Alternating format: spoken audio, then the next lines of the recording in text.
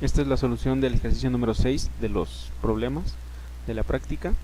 Este programa tiene que leer el puerto F y el puerto H del microcontrolador, y dependiendo de si el puerto B es igual al puerto C o el puerto B es diferente del puerto C, debe mostrar cierto valor por el puerto A.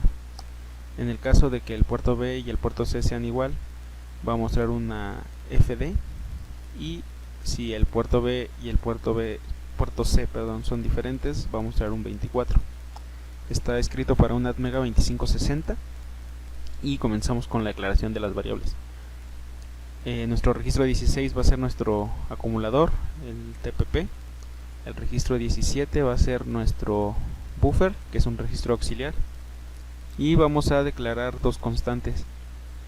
Una llamada res igual para cuando el resultado sea, para cuando los puertos tengan el mismo valor, que va a ser la FD, y un res desigual para cuando sean distintos, que va a ser un 24. Esta parte es la configuración de entradas y salidas. Configuramos el puerto H y el puerto F como entradas, escribiéndole un 0. Y aquí configuramos el puerto H y el puerto F con las resistencias de pull-up, escribiendo en el registro port correspondiente a cada uno de los puertos un 255 en hexadecimal.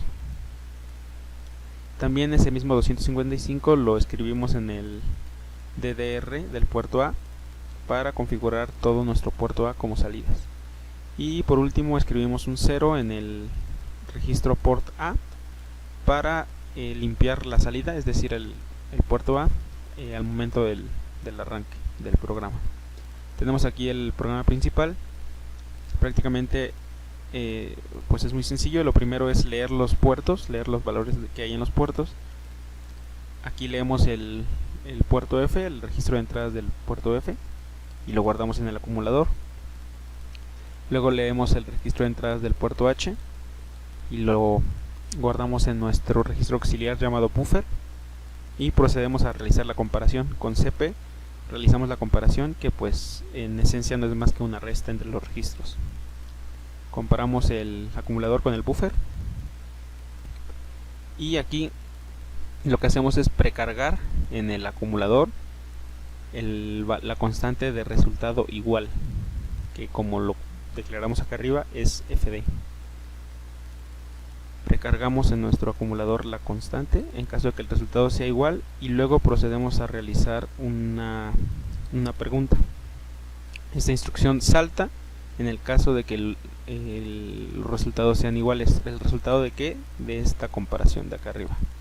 Esta instrucción checa la bandera de 0 del registro de estados, y en el caso de que esté activa va a saltar la instrucción siguiente. Entonces, esta no salta la instrucción siguiente, ya que es un branch.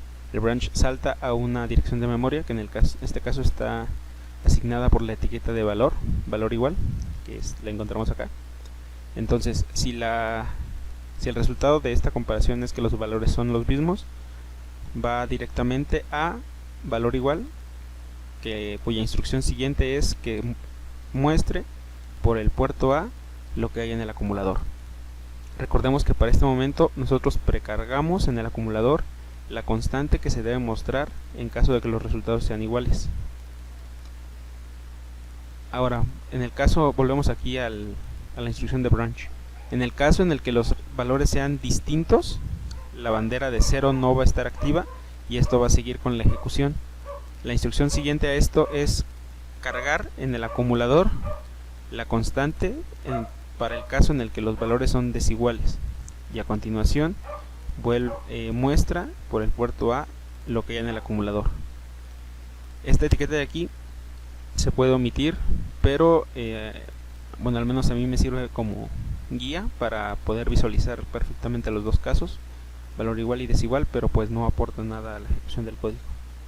Luego tenemos el ciclo para que se repita infinitamente, y aquí está la simulación del programa. Vamos a correrla y vemos que tenemos la entrada por el puerto F, la entrada por el puerto H y nuestra salida por el puerto A.